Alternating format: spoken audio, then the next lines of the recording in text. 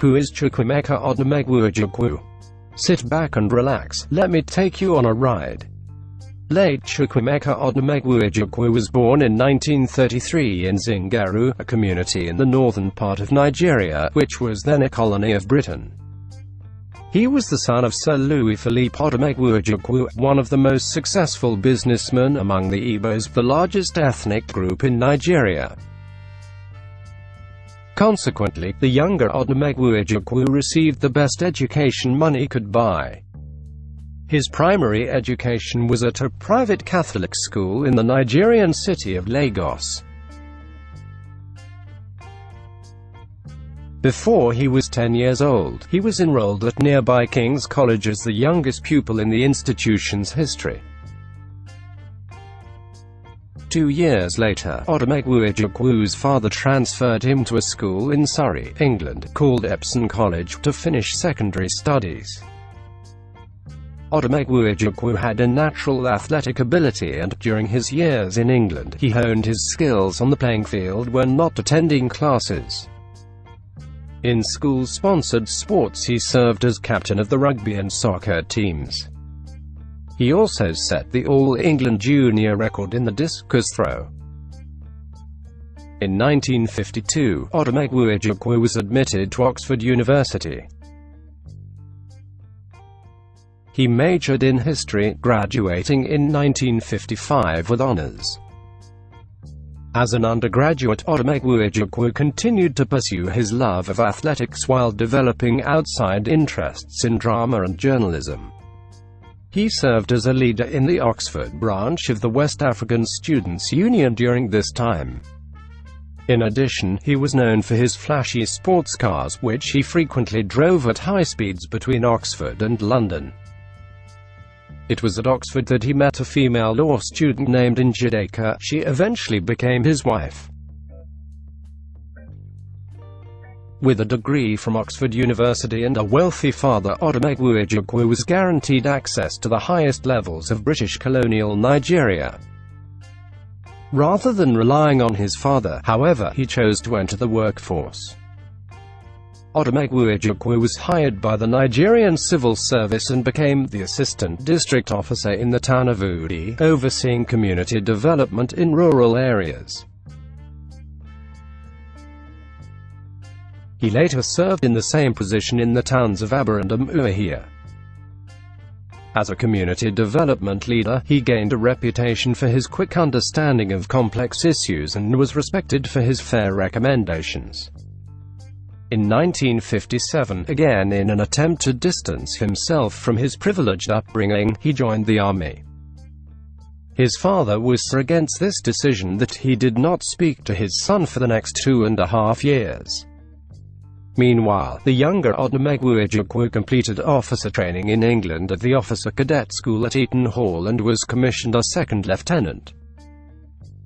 After attending the infantry school in Warminster, England, the Small Arms School in Hythe, England, and the Royal West African Frontier Force Training School in Teshi, Ghana, he returned to Nigeria in 1958 and was assigned to the 5th Battalion in Kaduna.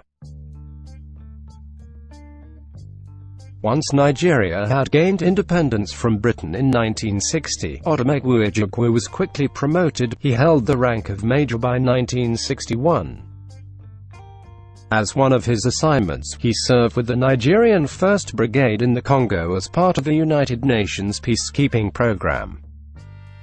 Later, he attended the Joint Services Staff College in the United Kingdom as the first Nigerian officer ever to do so. In 1963, Odumegwu Ojukwu, as a lieutenant colonel, became the first Nigerian quartermaster general in the Nigerian Army. His first independent command came in 1965. He was assigned as commanding officer to the 5th Battalion of the Nigerian Army in Kano. The early years of Nigerian independence were difficult for the country. Political turmoil, riots, and ethnic rivalries resulted in a civil war in the latter half of the 1960s. Members of the largest ethnic group, the Igbos, were murdered in great numbers during the chaos, and more than 1 million, some sources say over 4 million, survivors fled back to their homeland in eastern Nigeria. Odumegwu Ojukwu, the military governor of the region, assumed control in the mid-1960s in an attempt to strengthen the bargaining power of the Igbos. He first argued against secession from Nigeria by the Igbos and, instead, urged Easterners to accept a loosening of ties with the rest of Nigeria. A 1968 article in Time magazine stated, Odumegwu Ojukwu was a calm and reasoned voice pleading for a united Nigeria long after other powerful Igbos had angrily given up hope of preserving the union. Critics felt that because most of Odumegwu Ojukwu's inheritance from his father was in Lagos, he had a personal stake in keeping Nigeria together. Odumegwu Ojukwu changed his stance, however, and sided with the separatists on the issue of safety for the Igbos. At one point, he and Nigerian Army Chief of Staff Yakubu Gowon, also in control of the central Nigerian government, appeared to be nearing a compromise that would have allowed the Igbos a measure of autonomy while staying within the Nigerian Federation. But Gowon was unwilling to let the eastern region maintain a separate army, and Odumegwu Ojukwu was unsure of the ability of the Nigerian central government to protect the Igbos.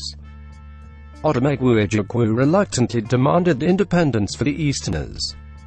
He formally proclaimed the Independent Republic of Biafra on May 30, 1967, during a reception in the regional capital of Enugu. At the time, he also hinted that the Nigerian central government had played a role in the genocide of the Igbo people. He then built up his army and expelled northerners from Biafra, telling them that, because of the flood of Igbo refugees, non-Easterners should leave for their own safety. Civil War. At the onset of conflict in 1967, Odumegwu Ojukwu received little sympathy or support from the international community. Nigeria, however, was backed by Britain, the Soviet Union, and most of Western Europe. The Nigerian central government first established a naval blockade along the Biafran coast, then sent troops, composed mostly of Muslims from the northern part of the country, to the east where they were met by Odumegwu Ojukwu's rebel forces. Initially, the Biafrans took control of strategic points in the midwestern region of Nigeria and the oil-rich Niger River Delta. The central government retaliated by sending in more armed forces, which escalated the conflict into a full-blown civil war. Odumegwu Ojukwu directed the overall strategy for Biafra in the war, but he left most of the tactical decisions to his brigade commanders and often sought advice from Igbo elders. He downplayed his role in the civil war, although the Nigerians frequently called the conflict Ojukwu's War, and depicted the military leader as a power-mad Hitler who was shattering the unity of the new Nigeria. Odumegwu Ojukwu told New York Times Magazine reporter Lloyd Garrison, "Independence is not one man getting up and declaring it. Freedom without substance is meaningless." By the end of 1967, Nigerian forces had regained control of the Midwest and had cut off Biafran access to the sea. Although they had encircled the Biafrans, they were unable to penetrate the Igbo heartland. The Biafrans, however, were crowded into mangrove swamps and hardwood forests, unable to provide themselves with the materials of daily existence. Meanwhile, Soviet-built warplanes, many flown by hired Egyptians and British pilots, cut supply lines and inflicted heavy casualties during raids on Biafran urban centers. Consequently, Biafrans were starving to death at a rate conservatively estimated to be approximately 1,000 people a day, according to Time. Other sources estimate that as many as 8,000 people a day died of starvation in the region during this time. Despite the hardship, the Igbo people continued to support the war effort. Odumegwu Ojukwu thus began waging a public relations campaign to receive badly needed supplies from the rest of the world. He sent out press releases and photos showing starving Biafrans. He persuaded several countries, including Czechoslovakia, the Netherlands, and Belgium, to cut off weapons supplies to Nigeria. Odumegwu Ojukwu hoped for airlifts, which he considered a symbol of the world helping a besieged people. But by October of 1969, realizing that he would receive little foreign support, he appealed for United Nations mediation to obtain terms for a ceasefire and to begin peace negotiations. The Nigerian central government, however, was not inclined to accept anything less than surrender and seemed to consider starvation a weapon of war that would preclude its having to send soldiers into battle. At about this time, Odumegwu Ojukwu told Time correspondent James Wilde, "What you are seeing now is the end of a long, long journey. It began in the far north of Nigeria and moved steadily southward as we were driven out of place after place. Now this path has become the road to the slaughterhouse here in the Igbo heartland." By the end of the year, 120,000 Nigerian troops had divided Biafra in half. The rebel nation collapsed in January of 1970. After the Civil War, under Gowon's supervision, the Nigerian central government took steps to ensure that the Igbos would be treated as fellow citizens rather than defeated enemies. Programs were developed to reintegrate the Igbos into a united Nigeria. Many Biafran military officers rejoined the central government as part of a general amnesty. Odumegwu Ojukwu, however, opted for voluntary exile and went to the Ivory Coast on the invitation of that nearby African nation's president. He justified his actions at the time by declaring, as quoted in Newsweek, "He'll stay live, Biafra lives."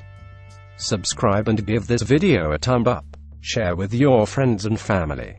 Remember, this video is for informational purposes only. Thanks.